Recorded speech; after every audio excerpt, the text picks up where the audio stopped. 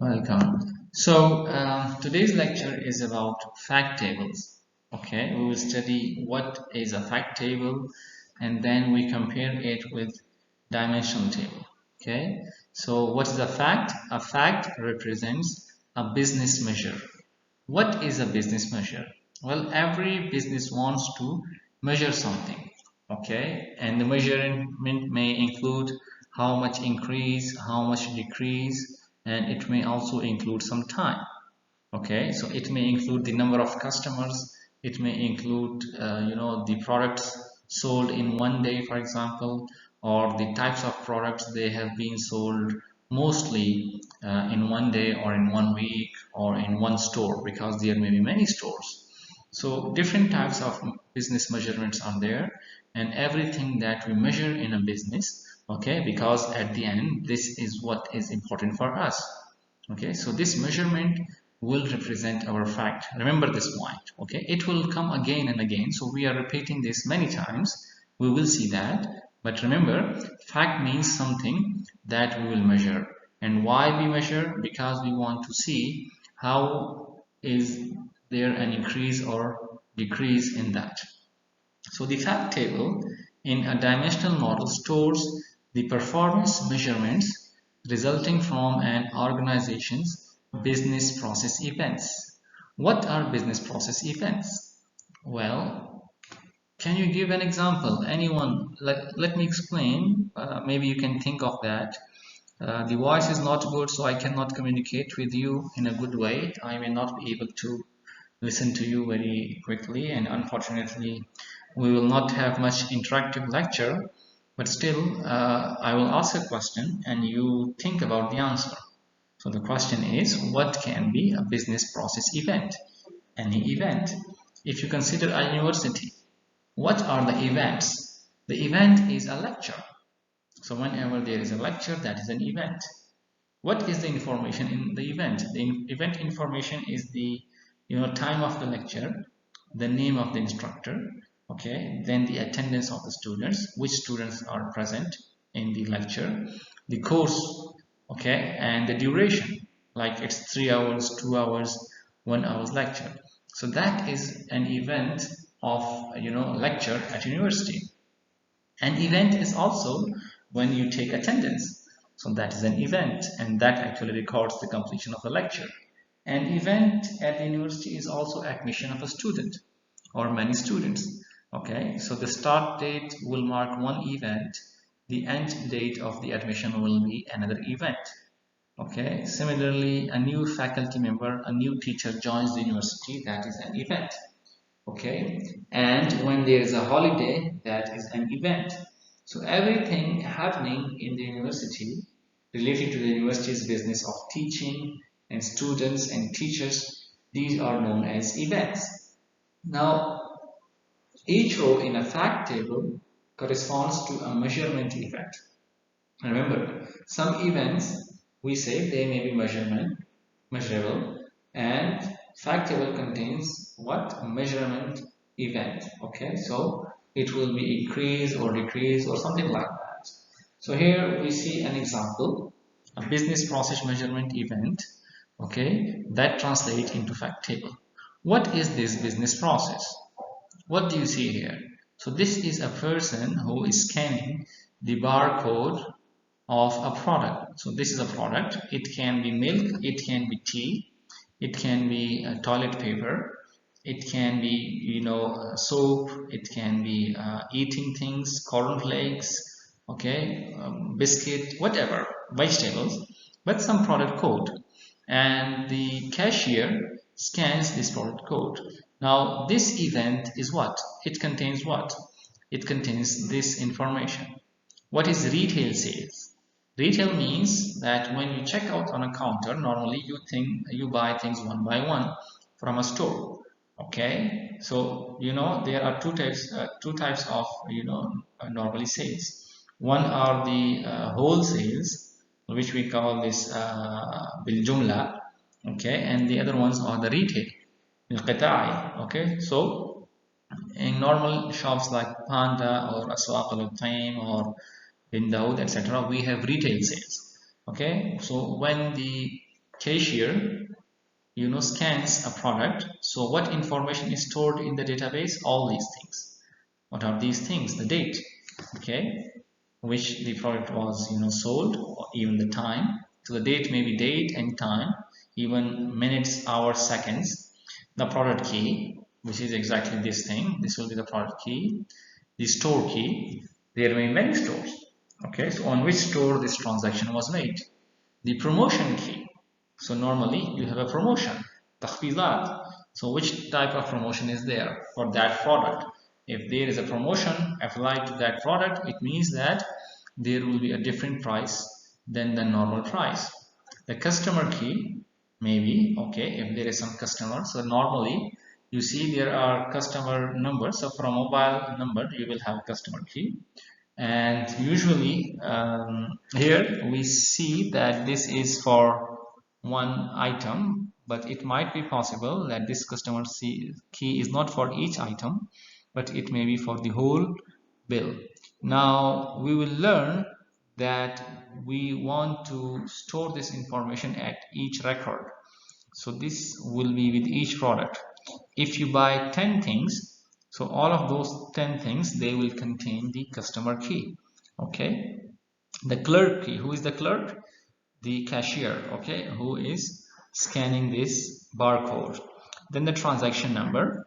We know what is a transaction. So every scan will have a transaction number. Okay. And at the end, this transaction number will contain all the products for that transaction, maybe 10 items, maybe one item, maybe 100 items, it depends. Sales in dollars or in reals or whatever it is, okay, how many things were sold for, sorry, for how much money was the total bill of fatura, and how many units total. So at the end they say you have 7 items or you have 10 different items, which is there. So one scan will actually update, you see, this fact table. Why do we call this fact table? Okay, so here on the left side we see that the data on each row is at a specific level of detail, and this is known as the grain of the data. Okay, we will see more about the grain of the data, but there is a level of detail. So this is low grain or high grain. Okay, more detail or less detail. All the measurement rows in a fact table must be at the same grain. That's very important. Okay, in a fact table they may be same grain, which means that if it is about product, so it may be about each product. It's not about that in one row it's about one product and in another row you have some other thing. Okay, then you have a measurement event in the physical world has a one-to-one relationship to a single row in the corresponding fact table. What is one-to-one relationship? Which means that if you buy one item, for example, okay, then that will have one row. But if you buy 7 of the same things, then you see here the sales unit will have 7. Okay, so the item is 1, okay, but you multiply it by 7 here. So this is one row, and if there are 7 or 10 or how many items, so we will just add the sales unit. The remaining information will be the same. Okay, so what do we have in the fact table? The fact table, we will have the what are we measuring? We are measuring the sales dollars and the sales unit, because the other things like the date, the product, the store, promotion, customer, and clerk, okay, you see here they are foreign keys, FK. So 1 2 3 4 5 6. So the 6 things, the 6 foreign keys, they will be the dimensions. Okay, so customer is one dimension, promotion is another dimension, product is another, store, date, and clerk, they are different dimensions. All these dimensions will be combined into the fact table, and in addition they will contain the things which we measure. So we measure the amount of dollars and the number of units which have been sold in this one transactions. Okay, so that is an entry into the fact table. Now if there is no sales activity for a given product, you don't put any rows in the table. That's very simple, because you did not sell that product, so you will not find that product into the fact table. Fact tables tend to be deep in terms of the number of rows, but narrow in terms of the number of columns. Okay, so what does that mean? It means that there are many more records than there are the number of columns. Why? Because the column will contain only the primary key of each dimension. It does not contain more detail than that. So it will contain only the primary key of the each dimension, and all the columns will be primary keys as foreign keys in this dimension table, and it will have some more key which you are going to measure, like the sales unit and the dollar.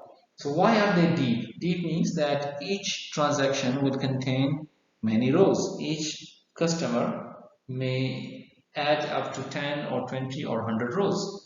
The number of products bought by a customer will be equal to the number of rows in the fact table. Okay, so in one single transaction of customer, there may be many rows added to the dimension table, the fact table. Now all fact table grains fall to one of three categories. Okay, so there are three types of grains. Number one is transaction, which is the most common category. So you make a transaction and it adds a row. Then there are the periodic snapshots. Okay, what are periodic snapshots? Like time to time, you have the snapshot like, what is a snapshot? A snapshot means what is the situation right now in the tables, like how many rows are there, how many products have been sold.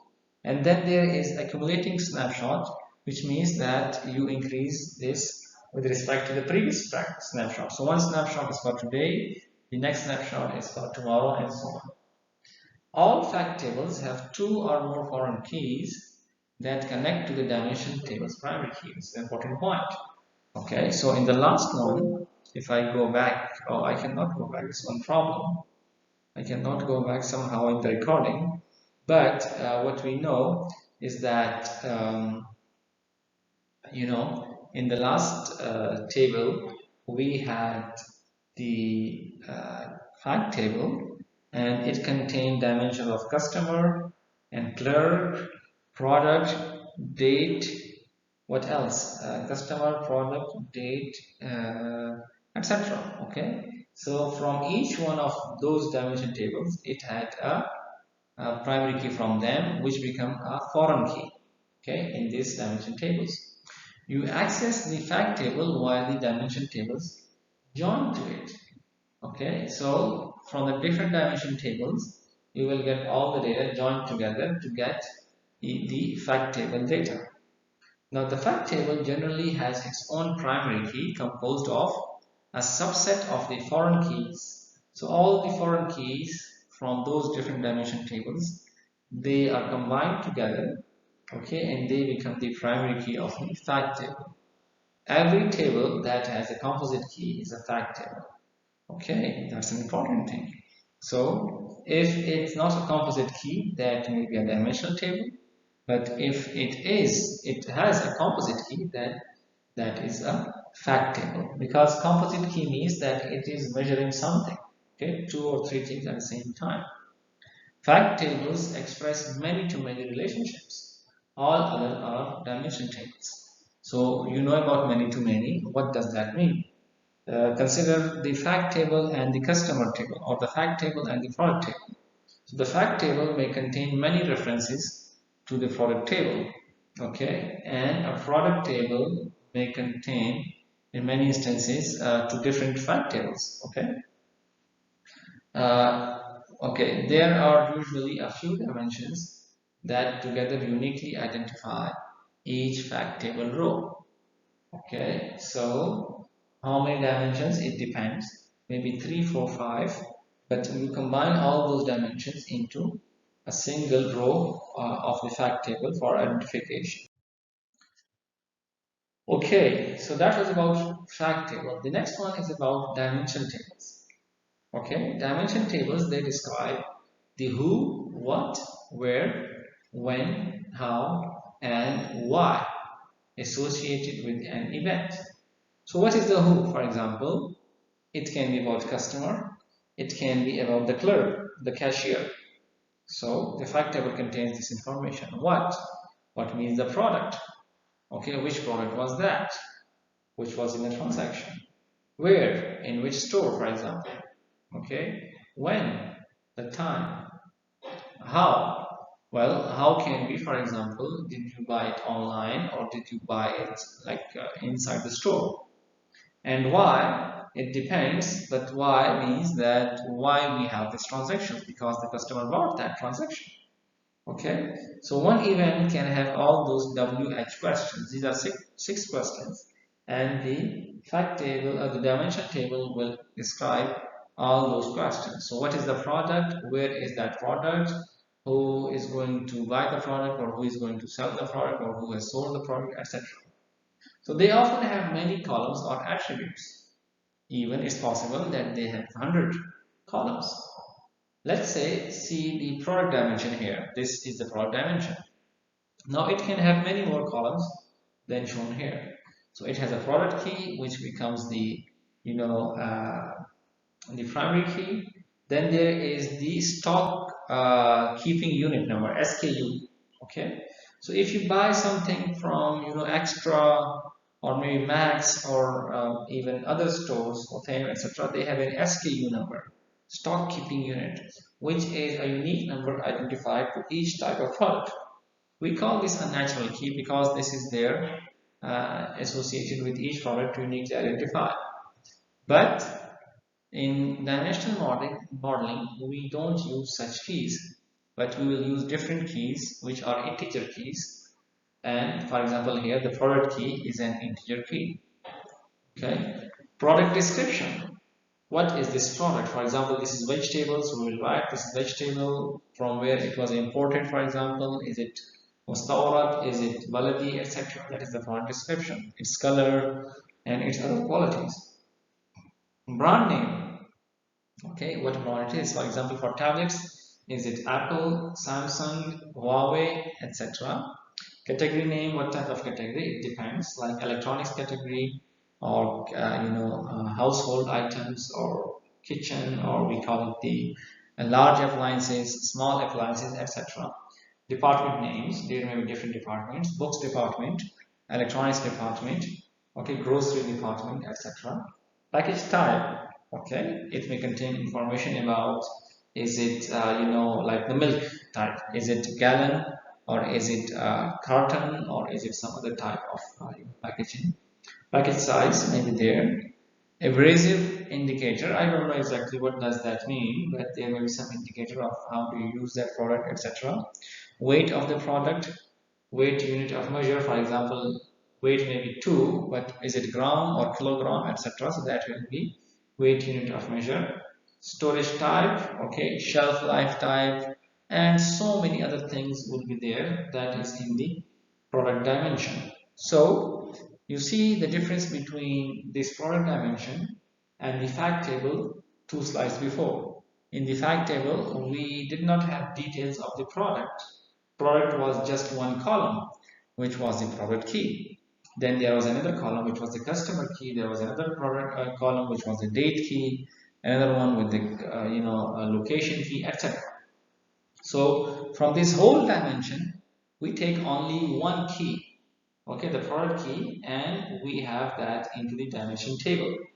So from that dimension table, we can find all the information of this product which was sold to the customer. Okay, there was also promotion dimension. So the promotion may be applied to a certain product. So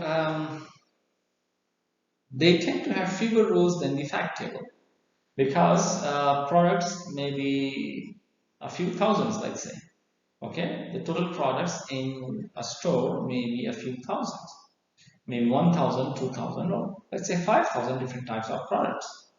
They tend to have fewer rows than fact tables, and each dimension is defined by a single primary key used as referential integrity with any given fact table. So we can have many fact tables in general, okay, although we are considering mostly one to understand, but it depends on the business. Some businesses may have many fact tables because they may have different departments, they may have different functions. Okay, so for sales, we may have sales fact table, for example. For purchase, we may have purchase fact table, etc. Okay, so each dimension is defined by a single primary key. We see here is a single primary key, and this becomes the the other key, what's the foreign key, okay, within a fact table, and it will be used as a referential integrity. What was a referential integrity? It means that uh, the the foreign key in the other table will represent a primary key in this table which will be present. Okay, so it must match. If they do not match, then there will be no integrity. So it's very important that the product key here, okay, whatever is that, it matches with the foreign key in the fact table. Dimensional attributes serve as the primary source of query constraints, groupings, and report labels. What does that mean? These attributes will be actually used in the query.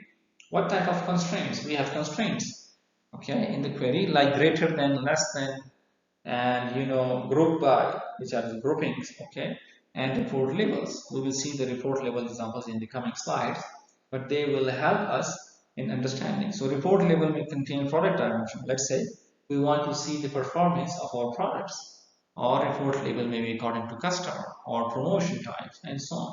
Okay, so remember that dimension attributes, they will be used in the query constraints, whether you want to filter something, okay, whether you want to group by, whether you want to order or sort something, and so on. So it is based on the dimensional attributes. In a query or report request, attributes are identified as the bywords, okay, by group, by filter, etc. And the analytic power of the DW, data warehouse, or business intelligence environment is directly proportional to the quality and depth of the dimensional attributes. Okay, how many dimensional attributes do you have? Okay, what is their quality, whether they are good dimensional attributes or whether they can be useful in the analysis. So these dimensional attributes tell about the quality of your DWBI environment, and DWBI means data warehouse business intelligence environment. Now, continuously valued numeric observations are almost always facts. Discrete numeric observations drawn from a small list are almost always dimensional attributes. Okay, what are continuous and what are discrete? Okay, so discrete values, for example, weight. Weight is a discrete value which will have some fixed number, like weight of a product may be 2 kg. If we consider a fridge, for a fridge the weight may be 50 kg, maybe 100 kg, let's say. Okay, so that's a discrete number. But continuously valued things are, for example, the price. Okay, because price is something which is different for different products. So for each product, the price may be different, and it is continuous because it can be in different range. So the price will be different according to the number of units. So if you have one item item of one type, the price will be, let's say, 10. If you have two, it will become 20. If you have three, it will become 30, and so on. Okay, so we will come to these points when we study the case studies. Okay. Furthermore, about dimension tables, that dimension tables often what they represent hierarchical relationships. Okay, for example, products roll up into brands and then into categories. That's interesting thing. So categories, for example, smartphone is one category. Then within the smartphone category, you have brand like Apple or Samsung. Then within the brands, you have product. For example, iPhone may have iPhone 10, 11, 12. Samsung brand may have smartphones of whatever it is, A51 and S7, whatever it are. So you can see we say this roll up. Okay, we studied this into the video of roll up, that we have subcategories. That was the roll up and roll down. Okay, we go into the subcategories. So that will be roll down from categories into brands into products, or roll up from products into brands and then into categories. Redundancy actually. The redundancy is for ease of use, simplicity, and query performance. Where is redundancy? Can anyone tell me in this table, is there any redundancy? Where?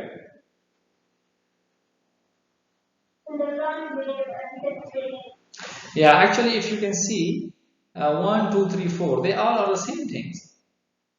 Okay, the product key is different, yes, but sorry, the product key and the product description, you can see they are different sizes, but these two, the category name and the brand name, they are repeated. Okay, so the thing is power all is some product, and this is the volume 20 ounce, 32 ounce, 48 and 64. Okay, so this thing here, this is redundant. When we normalize, if you remember from the database course, we want to avoid this redundancy. And how do we avoid that? We create what? We create a different table from brand name and a different table for category name. So instead of writing all power purpose cleaner, we will just write the primary key of the category here. For example, let's say it will have a primary key of, let's say, 2. So we will write 2, 2, 2, 2 here for all these things. Okay. So this thing is repeated here and we don't normalize it, and that's why it is repeated. Okay. So this is for ease of use, simplicity, and query performance, because from here we can see that the query will be without any joins. We don't have separate tables from brand and separate tables for categories. So all is in one table. No need to make any join operation, and that will be faster. When we normalize, actually we don't focus on the select performance. We focus on insert performance, and for insert actually the normalization is a good thing. So that's why we see that the dimensional tables typically are highly denormalized. They are not normalized, or after normalization we denormalize them. We do not normalize data by storing only the brand code category in the product dimension and creating separate brand category lookup tables. Okay, so we do not do that in the dimension tables, so they remain denormalized. Because dimension tables are smaller than fact tables. Why are they smaller? Because I explained to you that there may be a few thousand of products, and each product is unique here, so it will not be repeated. But in case of fact table, a single customer may add hundreds of rows, because the customer may be buying 100 things, so each thing in his fatura, in his bill, will be one row. And if you consider there are hundreds of customers in a store, so they may add 1,000 tables in one store in one day. Sorry, 1,000 of records in one store in one day. So that will grow, large very quickly. So because dimension tables are smaller than fact tables, so improving storage efficiency has virtually no impact on the overall database size. We don't try to improve the storage efficiency. That's not our job, because they are already smaller. So if we try to work on improving the storage efficiency, that may actually make the storage complex, and which will not be that much useful, because already the size of dimension table is not very big. Okay, so how do we join fact table and dimension tables, or how do we make them work together? So we use a star schema. Okay, so dimension and fact tables are combined into a star join. What is a star join? We are going to see again. Business users, they benefit from the simplicity because the data is easier to understand and navigate with a star join. If you don't consider star join, and in other words, if you create like more dimensions, or if you normalize that, it will become complex. Okay, so dimension tables have simple schemas with fewer joins, and they are more efficient. Dimensional models are extensible to accommodate change. That's another point. Okay, you can extend those models to accommodate change. What type of change? Okay, let's see that. So on the right side, this diagram, you have a fact table which is about retail. And I explained to you last time what is a retail. It means that each customer is buying many things and maybe one or two items of that thing. It is buying by Pitai, not Jumla. Okay, not with Jumla. So that's a retail sales fact. The fact table we have seen before, and the fact table is connected to these 6 different dimension tables, and each one has its own primary key, which is used as a foreign key in this sales fact table. And in addition, we have 3 measurements. Okay, the transaction number, the sales dollar, and the sales units. So how can we accommodate change in here? So you can add completely new dimensions to the schema if a single value of that dimension is defined for each existing fact row. Okay, so what does that mean? A single value of that dimension. What can be a single value? It can be, for example, the primary key of that. So let's say I want to add, I already have the product, the promotion, the clerk, the date, the store, the customer.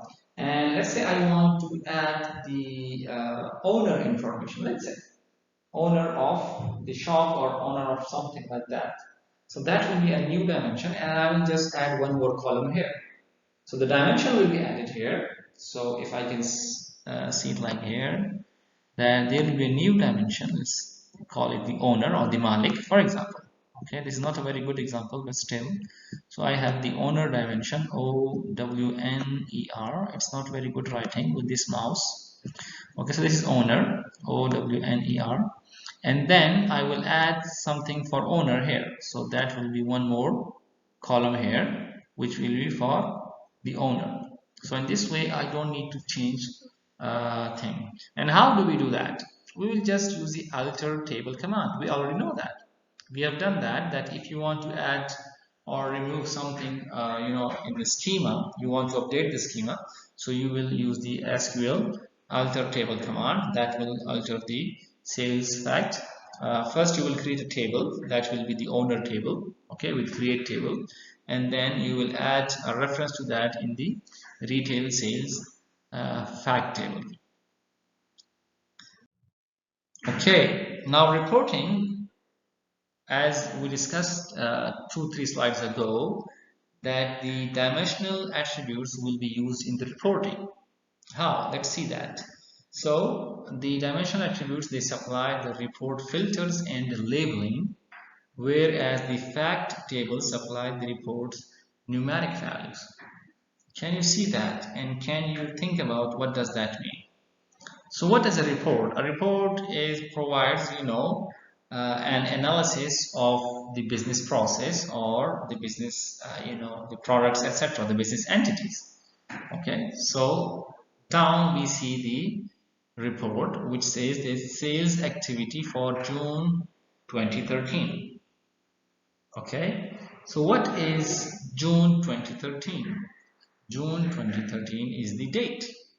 Okay, so it means that it is the date dimension which can we get, just give me a minute. So the date dimension is from here, June 2013. We offer a filter.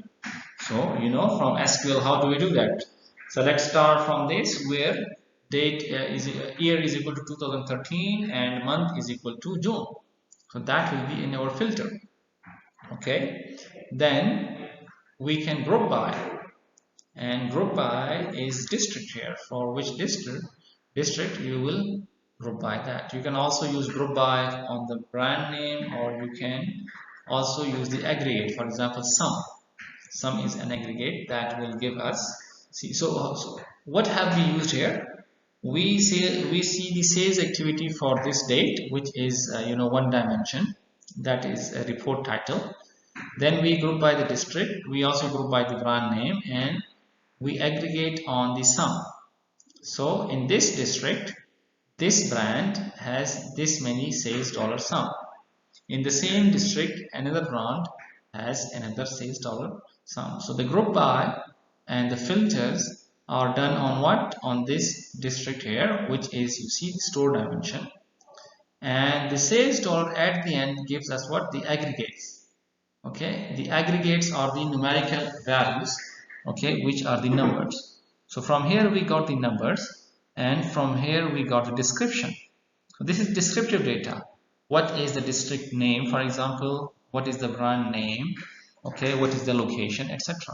They don't provide us numbers, but here we got the numbers, and the numbers we can add, we can delete, we can average, we can find different sorts of things on numbers.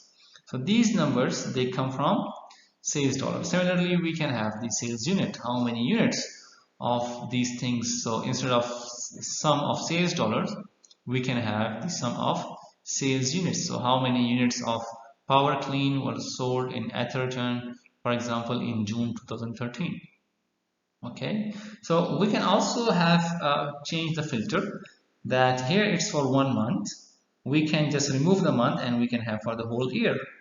Okay, similarly, instead of having this group by on district, we can have it on the region, or we can have it on the store name, on which store, for example.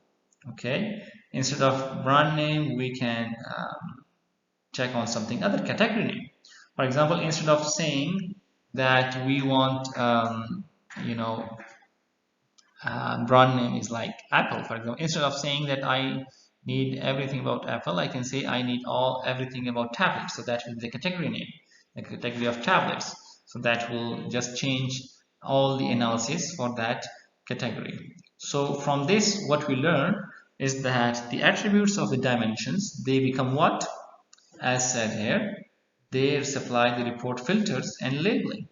The filters are group by, okay, group by, and this, this filter date and year, and the fact table supply the numeric value, which are the sum, for example here. Okay, this can be maximum, this can be minimum, this can be count, how many things have been sold. So these numeric values depend on your type of query, and it's important to understand the fact table versus the dimension tables. Okay, so this is how we created the last table. Question? Yes.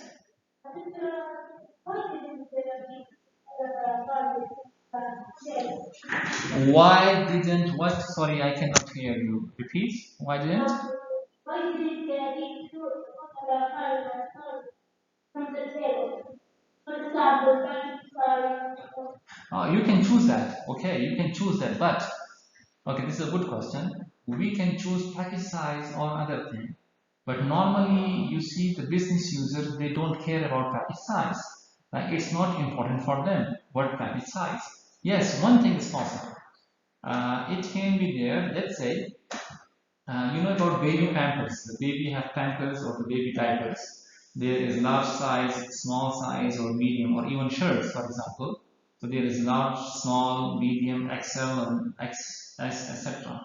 So that can be the size. So we can use size from the product to see that, let's say, in this area, there are the people who want big size, the large size, and there may be some other store in which there will be people who want small size. So your analysis will show you that in, for example, in Fasalia, the people they like big size because maybe the people they are very rich and they have big sizes. And maybe in Bukharia, or maybe in I don't know, Ashrafia or wherever, the people are thin and they need small sizes. So what will the analysis tell?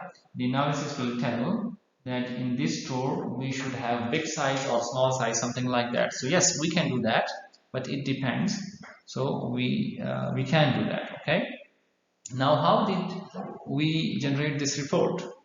You can see we have different tables. So we have the store table, we have the product table. Okay. So select store.district name. Okay. So we select the district name from the store. From product, we select the brand.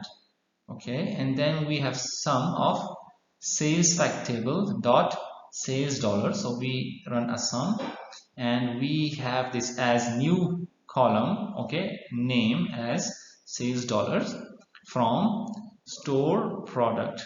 So where is date? Because the date is not here, because we use date here. Where the filter? So where is the filter? Where date dot month name is equal to January and date dot year is equal to 2013, and also store, because you see here the store dot district name, we use that.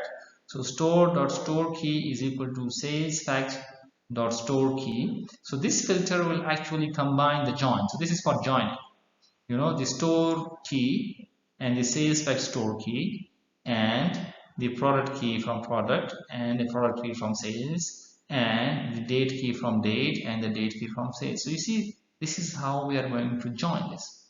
Okay, so this joining, because we are using only store, product and date, these three dimensions, so we are using three joins. But if there are more dimensions, we will add we will add that will add more dimensions. So this is the filter, and then the group by. Okay, store dot district name and product dot brand. So if you see the last table, I cannot go back there unfortunately because of the recording, but there actually you will see that how we created from this SQL query the table or the report actually, because this is a select. So select is for analysis. This is not insert, this is not delete, this is not update, this is select, and select is for analysis, and this is what the business users will see. Now here we see that this report is in the form of what? SQL. Okay, this is simple relational report on normal table. So how will we have such report using dimensional data? I mean, it is dimensional data, but can we have it differently using some different techniques? So we will see that later. How can we have alternative ways for that? Okay, now the book we are following is by Kimball. Okay, and Kimball has one type of architecture. If you remember, we studied about the Kimball's architecture and Inman's architecture maybe 2 weeks ago, that there are two things. One is bottom up, the other one is top down. Okay, so what do we see here? We have source transactions on the left side. What are the source transactions? These are the data from, for example, cashier, let's say. Or these can be the data from files, Excel files, text files, these can be image, video files, whatever it is. So they will give you some data. So on the left side, you have the source data. Then you have the back room, and on the right, you have the front room. Okay, and the front room consists of two things: the presentation area and the business intelligence applications. So overall, we have four parts of this architecture, of four components: the source transaction, the ETL system, which is in the back room, then the presentation area, and then the business intelligent applications. So we are going to discuss these four components one by one. Okay, we already know about source things, the transaction systems. Okay, then from where you get the data. What is back room? We already also discussed about the ETL system, the extract, transform, and load system. So what do? They will transform from source to the target. Okay, the source may be transaction database, and the target is the the in between, the dimensional modeling area. We will see that it conforms to dimensions. Okay, so we will have dimensions from this. We will find dimensions from the source data. The normalization process is optional. We will see that you can also do normalization, but doing normalization will make it double. So normally we don't do that. And here normally there is no query support at this time. We are just modeling. We are just extracting and transforming and loading, but no querying. The querying is in the next stage, which is in the business application. Then the design goals of this backbone or this ETL system is to design for throughput. Throughput means that it has high performance and it has integrity and consistency. Integrity means that it must have the same values across all the queries, etc. Consistency, there will be no inconsistency, that if you let's say have query now, it will give you one result, and after 10 minutes it should give you the same result. It should not be different right now. Okay.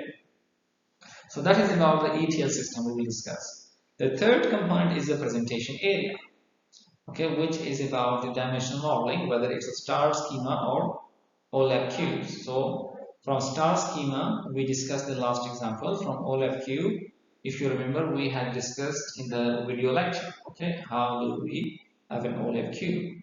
Then there is atomic and summary data. So both possibility of atomic data and the summary of the data in the presentation area. It is organized by business process. So the business process may be sales process, it may be student admission process, it may be registration process, etc. So we are going to organize our presentation area according to each process, and it uses confirmed dimensions, the dimensions which we have from before. So here we form the dimensions, and those dimensions will be used in the presentation areas. The design goal is to ease of use. Okay, that's why we don't focus on normalization, but ease of use and query performance. Okay. Finally, in the business intelligence applications, we have ad hoc queries. Ad hoc queries means those queries which you generate at runtime. Okay, so something comes in your mind, you think, oh, what if we do that? So you will generate a new query on that. Okay, so it is not a query which may exist before. So you may generate it at runtime according to your need of the meeting, according to your need of the business user. Then there are standard reports. Okay, we saw one example of report in the last slide. There are analytic apps. There will be some apps which will connect to your this part of the presentation area. Then data mining and models. Okay, so you apply some data mining techniques or modern techniques on this area. So overall, we start from source, we do the extract, transform, and loading. After loading, we present the data into presentation area. From that, we do the analysis. So analysis, presentation, transformation, and data sources. So one by one, they are here. On the very left side, we have the operational source systems, which capture the business's transactions. Okay, and we have studied that what is a transaction. Whenever a person buys something, so every item will make a transaction. There is little or no control over the content and format of the data in these operation systems. So the content and the format will remain the same. There will be no change in the it will be same throughout the operation systems. Main priorities are processing, performance, and availability. Okay, we want to make execute those transactions as quickly as possible. Okay, and the transaction means you add something, you delete something, and it should be available. If the cashier system is not working, okay, then that is a failure because the customers cannot wait. The customers will leave the store. So that is the main priority, that it's available, which means that when a customer comes, it should have no wait time on start up the system or changing something else on the system. Operational queries are narrow, one record at a time. I explained that to you. Narrow means they are about one specific item. They do not contain large details or many items, but only one item and one record at a time. And important thing is that they maintain little historical data. Okay, so one operational data source may have only a record of one day, maybe 1 week, and after that they are transformed into the extracted, loaded into the data warehouse systems, and they are deleted because they may incur performance issues, so they are deleted and you have no historical data. The second thing after the source system was the ETL system, extract, transform, and load system. So it consists of work area. What does that mean? We'll see that. Instantiated data structures and a set of processes. Okay, so this contains everything. Okay, this ETL system, it contains everything between the operational source systems and the DWBI presentation area. So presentation area was the next. So whatever you present and from wherever you get the data, there are two different things, and between these two things you have the ETL system. Okay, so actually it gets the data from the operational source, it transforms it, and it loads it into the presentation area. So what is extracting or extraction? It is reading and understanding the source data and copying the data needed into the ETL system for further manipulation. Okay, read again. What does it say? You will read and understand the source data, whatever is the source data, and then you will copy the data needed into the ETL system for further manipulation. So once you extract that, the data will be then become part of the data warehouse. Before the extraction, it is part of the source system, but once you extract, it becomes part of the data warehouse. The next step after extraction is transformation. For example, cleansing the data. You clean the data. What type of cleaning? You can have spelling problems. So let's say we have data about news of something, okay, news information, and we will do that a lab. We will do a lab, okay. So you will remove the spelling mistakes, and you will resolve the domain conflicts. What are the domain conflicts? Like for example, the domain of products may be what? You will see that are they having the same domain, or is there any issue with the domain of the products? So it can be price related to prices, it can be related to brand names, it can be related to categories. We need to resolve those domains. Dealing with the missing elements. What if something is missing? Okay, what type of missing elements? It depends. So let's say medical system. Okay, in a medical system, when a patient visits a doctor, so the doctor may prescribe some medicine, okay, wasfa, to that patient, but let's say the patient does not have blood pressure information, or maybe the temperature information is missing. So what do you do with that missing information? That is part of the transformation. Or another example is parsing into standard formats. Okay, so for example, some things may be in grams, some may be in kilogram. You will need to convert all those into gram or kilogram, so same format. Or maybe the temperature, sometimes it may be recorded in centigrade, sometimes it may be recorded into Fahrenheit. So you will make only one standard, one type of temperature reading. Or another example is combining data from multiple sources. Okay, because you may have many sources, so you may need to combine that from different sources. That is part of transformation. And deduplicating data, because when you have multiple data sources, so you may have duplicates. So how do you deduplicate, which means that remove the duplication. Finally, the load of part of the ETL.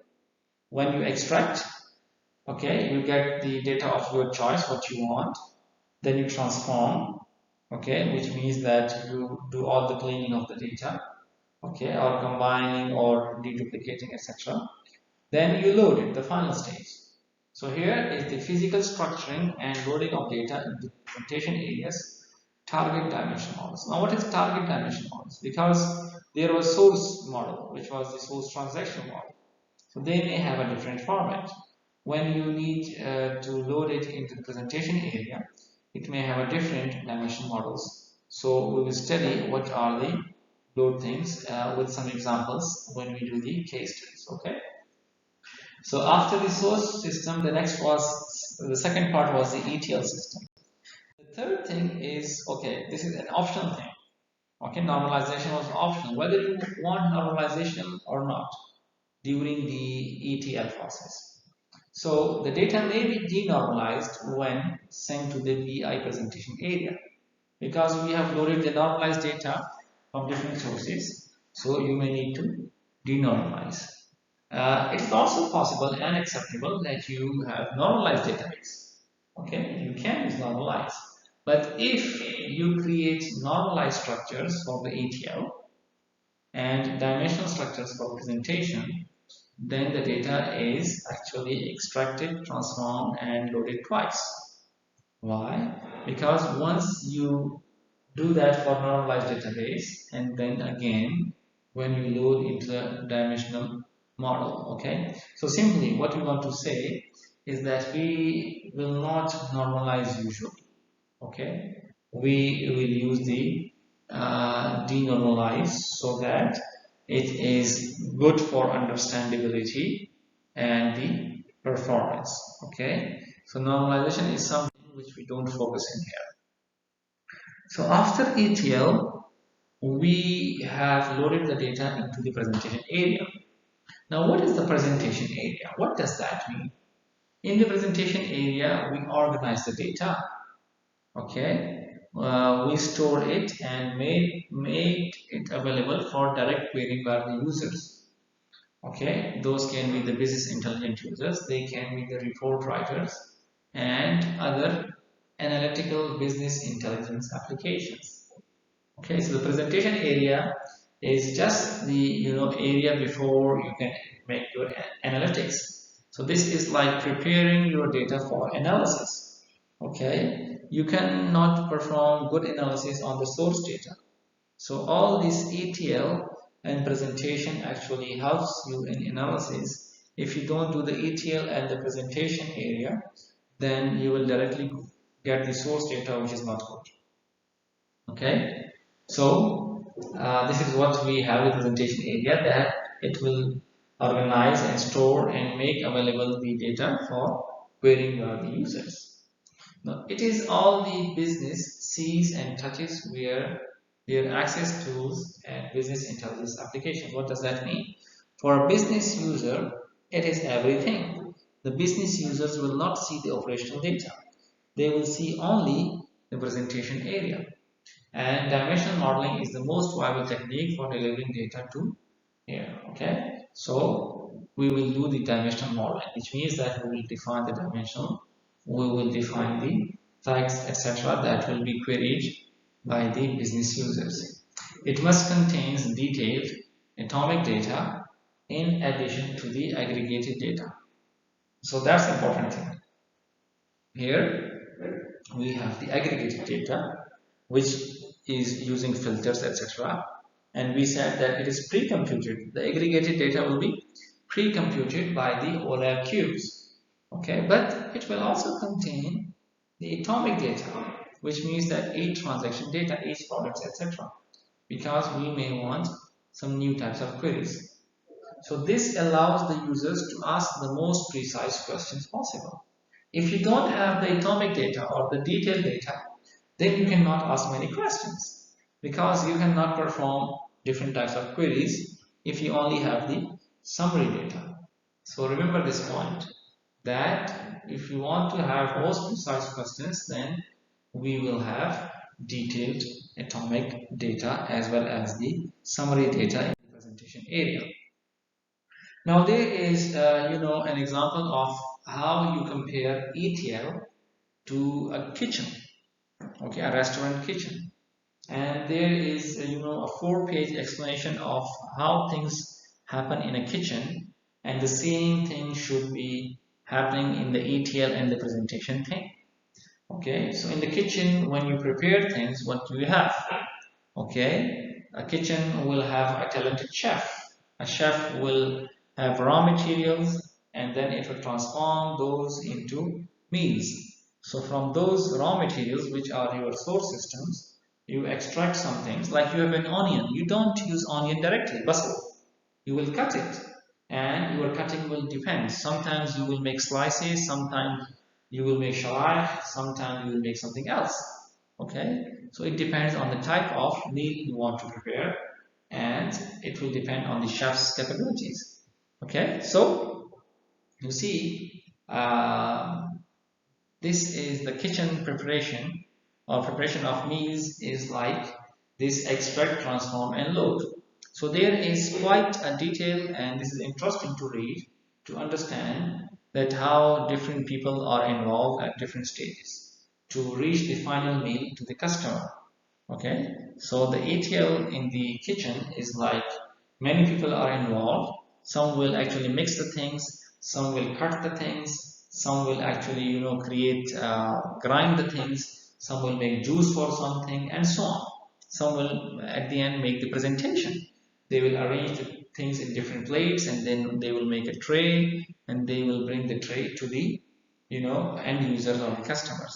So the type of the tray will depend on the type of order which is requested by the customer. So please read this, because all the readings I identify, they are part of the exam, part of the quizzes and homeworks. So you should read them. Okay. So this is like a similarity between ETL in the background kitchen and like ETL in the system. Okay. Before going further, let's take a break of Salah for about 10 minutes. So we will be back by 6:35 and we will continue with this topic. And if you have any question, you can ask me. Until then, I will just pause the recording. Okay. Before the break, we studied the example of a kitchen. Okay, to study the whole thing, that how we have raw products that come into the kitchen from outside. Okay, they may be vegetables, they may be like spices, baharat, they may be like even salt, sugar, tea, okay, milk, etc.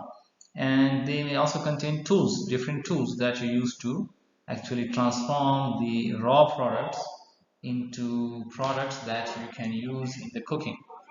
And then there are different people who work at different stages to create the final meal, and the final meal may contain work of different people, and that final meal will contain different items which will be brought to the customer. Okay, so this whole process is similar to what we do in a data warehouse or business intelligence. So this slide means that, like the restaurant, data warehouse business intelligence system provides menus, which are actually the options to describe what's available via the metadata or the published reports and parameterized analytic applications. What are parameterized analytic applications? You have different applications for analysis, and you can pass them different parameters. Okay, parameter is something that changes, the output of an application. So you give a different parameter, it will give you a different output. And the presentation area's decor should be organized for users' comfort. What is decor? In Arabic, what is decor? Okay, so that's decor should be organized for user comfort. Whether it's about colors, but whether it's about the organization of different icons or options on the screen, it should be for the user's comfort. And service is also critical in the data warehouse business intelligence system. What is service? Service is the provision of all the actions by the provider. So data must be delivered as ordered, promptly in a form that is appealing to business users or business intelligent application developer. So by service, it means that if you need some data related to, for example, student results, then it must be readily available, okay, and easily available. It must not take time, and you must not go into the deep queries, but easily in a fast mechanism, your service will be available. Finally, there is cost. Okay, cost means the tools you use and the time cost in terms of speed, the cost in terms of your skills. Okay, because if you need to learn something to use the data warehouse, that will be costly. So you should be having little cost to operate the output of the data warehouse or business intelligence. Now, the last topic of today is the four-step dimensional design process. Okay, there are just a few, slides on the step-by-step, these four steps, and we will be using these four steps throughout the remaining course, I think in every week. Okay, because every case study that we will be studying, it will have these four steps for design of a dimensional design process. Okay, so these are the key decisions that you make before you have a dimensional model. So the first thing is select the business process, because one business may have many processes, so you should focus on one process for your purpose. Then you will declare the grain. What is the grain? We will discuss that. Okay, so according to the grain, then we will define the dimensions. Okay, what level of granularity we define, high granular or low granular, then we will have the dimensions according to that level of granularity. And finally, from those dimensions we will identify the facts. So once you have the dimensions and the facts, which are the important aspects of dimensional modeling process, then your whole business process, starting from business process to finding the facts, your dimensional design will be completed. So you have those four questions sort of: what is the business process, what is the grain, what are the dimensions, and what are the facts. So the answer to these questions, they will be determined by considering the needs of the business along with the realities of the underlying source data. There are two things: the business needs and the realities of underlying source data. What type of source data do you have? Okay, if you have different sources, what are they? Can you get data from these sources? You need to consider them. Okay, because if you don't consider the realities and you design something without considering the sources, you may not get the desired results in step 2, 3 and 4. So that's first thing, that you have the underlying source data. And the second thing is the business needs. What do you need? Because the business needs for business process, different business processes, they may be different. So according to each business process, you need to identify the business needs. Together, both of them will play an important role in answering those four aspects of the dimensional design process. So following the business process, the grain, dimension, and fact declarations, the design team determines the table and column names, the sample domain values, and business rules. Okay, once you have all those four things, you will see what are the tables, because the tables will be what? Your dimension tables and fact tables. The column names will be according to the dimensions in the dimension tables, and then you will combine them into the fact tables. Then you have sample domain values. Okay, what are the domain values? For example, for categories, what are the domains? The domains may be electronics, it may be vegetables, it may be cooking, it may be kitchen things, it may be living room, it may be dining room, and so on. All these will be domain values depending upon the business process, okay, or depending upon the business type. And finally, the business rules. Okay, so every business has some rules. Rules related to promotion, rules related to buying. For example, let's say you cannot buy more than 4 items when there is a promotion of that item.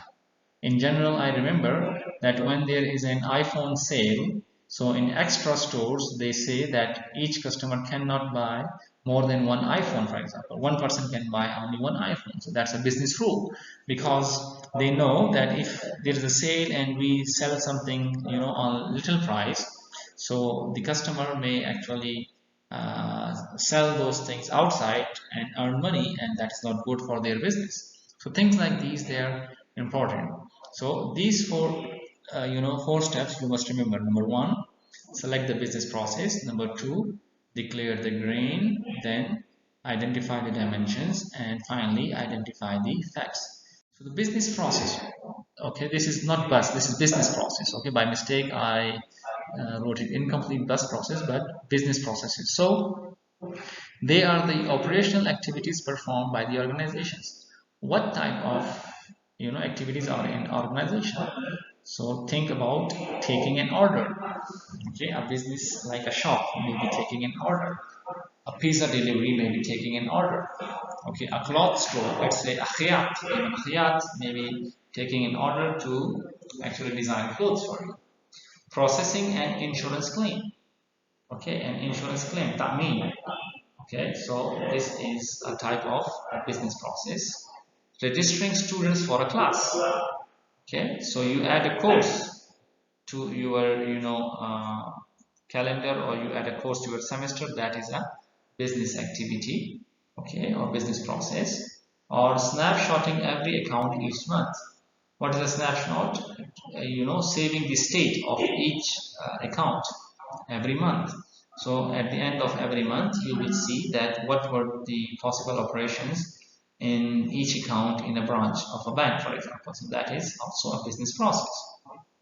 So business process events generate or capture performance metrics that translate into facts in a fact table. Okay, once again, you have business processes. Because of these processes, you have events. And these events may have performance metrics. And those metrics will translate into facts in a fact table. So an example of business process for the first one, okay, if we say what is the fact or the performance measure for this, taking in order, it is, for example, the quantity of something that you have in the order. Insurance claim is the amount of claim, for example, of that insurance, of the type of damage, etc. Registering students for a class, so how many students are there? So this is the number of students for a class, that is, performance metrics. And then the amount of money in each account for each customer, that is actually a business performance metrics. So that will be in the fact table. Remember those things. Okay, so the fact table will contain those things which we measure from orders or insurance claims, etc. Most fact tables focus on the results of a single business process. Okay, so one fact table is for one business process, and that's why when we start a business, we select one business process. So at the end, we may have usually one fact table. Then for another business process, we may have another fact table. And the data for the fact table may come from different dimensions for different business processes. Now, choosing the process is important because it defines a specific design target. Okay, that's why we say that we should begin with the right process. So if you don't select the process, then the design target of the model, of the dimension model, will not be appropriate, and it will not allow the grain or the dimension and the facts if it is not a good process, the selection. Each business process corresponds to a row in the enterprise data warehouse bus matrix. Okay, we will study the data warehouse bus matrix later, but there will be a matrix and we will have a business process, a row in that matrix. Okay, we will study that later. This is how the book has been designed, so I'm preparing slides according to the book.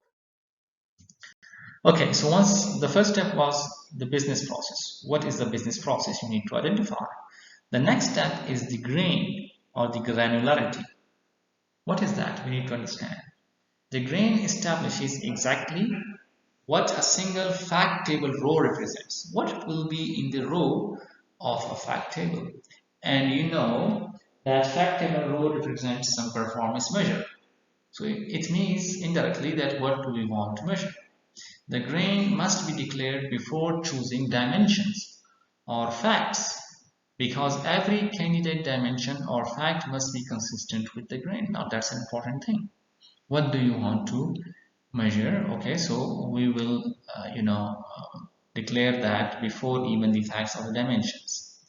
Atomic grain refers to the lowest level at which data is captured by a given business process. So we can have an atomic grain, which means the most possible detail, which contains everything. So for a retail store, the atomic grain is each product. So a product itself, one unit of a product, which contains the product price, the product dimension, the shelf information, and the the weight and the color, etc. This is the lowest possible grain. So we should start by focusing on atomic grain data, as it withstands the unpredictable user queries. What does that mean? So if possible, we should contain the atomic grain data. And by withstanding the unpredictable user query means that because of atomic grain, we can have answer to any type of query. But if the grain is not atomic, we have a high level, okay, not so low, then maybe some queries related to products or that grain cannot be, answered with detail. So the grain is very important to decide once you have decided the business process. Each proposed fact table grain, okay, results in a separate physical table. Okay, so every grain will give us a different physical table, and we will see the examples in the case study. Now, different grains must not be mixed in the same fact table, because when you define grain, so in the previous statement we say that every fact table grain will have a separate physical table, which means a separate physical table. So different grains, they may have different fact tables. Okay. The third step, once we have the business process, then we have the grain. Third step is to identify dimensions for the descriptive context. Remember, one is the descriptive context, and then next will be about the numeric context. So descriptive context is to describe, a dimension. So dimensions provide the who, what, where, when, why, and how context surrounding a business process event. Okay, that will be the dimension. So who can be the customer, it can be the clerk, what can be the product, where can be the location, it can be the shelf, etc. When is the time? It can be month, it can be date, it can be year, it can be day or weekend, for example, or weekdays, afternoon, morning, what hour, what minute, etc. Okay, this is the when. It can be during sale seasons, without the sale seasons. It can be during Ramadan, it can be during Eid. So these are the when questions, okay? Why? Well, we will see the why, because I don't have much example of why, but we will see that. Maybe the price because of promotion, so that may be the why. That the price is low because it is due to promotion, and so on. So every business event will have those 6 WH questions, and we are going to capture those in the dimension tables. Dimension tables, they contain the descriptive attributes used by the business intelligence applications for filtering and grouping the facts. So the descriptive attributes, we have the example of district, for example, high, the example of year, the example of month, the example of units sold, etc. They are the dimension tables, and we already discussed that. Then, with the grain of a fact table, all the possible dimensions can be identified. At which grain you want, so that will give you the possible dimensions. Now, the exact example of a grain will depend on the case study and the business product. But starting from the next chapter in the book, we will see the grain for each case study. Whenever possible, a dimension should be single valued when associated with a given fact row.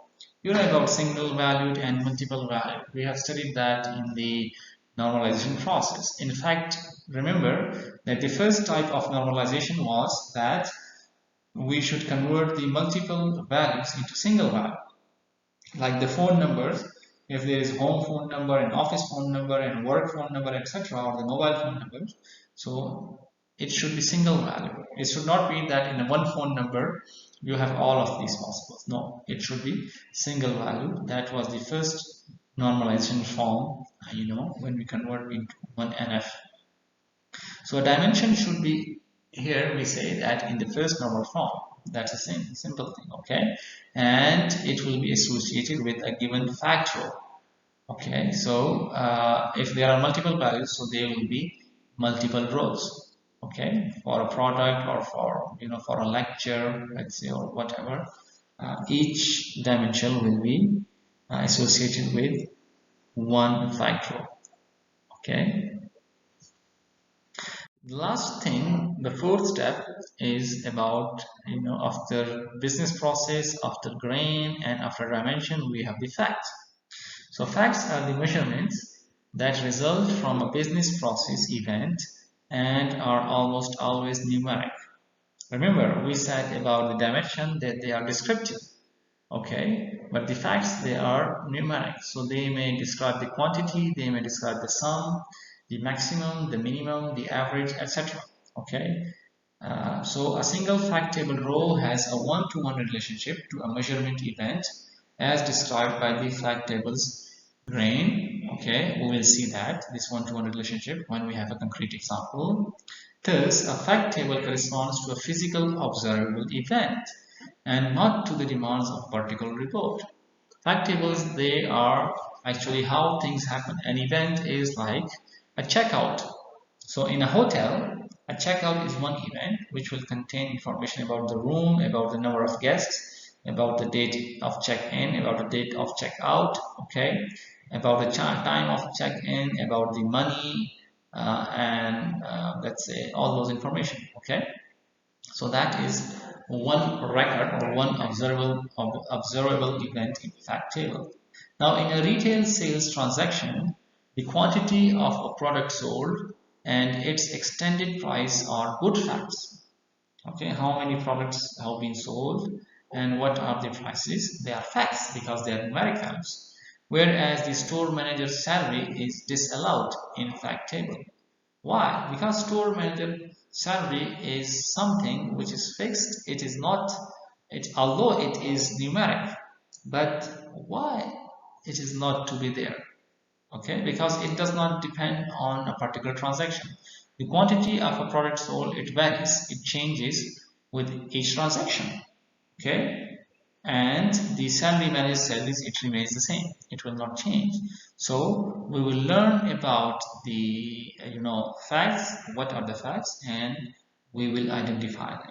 So after these four processes, we are now ready to create our data warehouse. Okay, we will stop here and we will discuss about the exam, and I will take any questions first. Do you have any questions? Question about this in the slides. Do you have any questions? No question. No. Okay, I will stop the recording.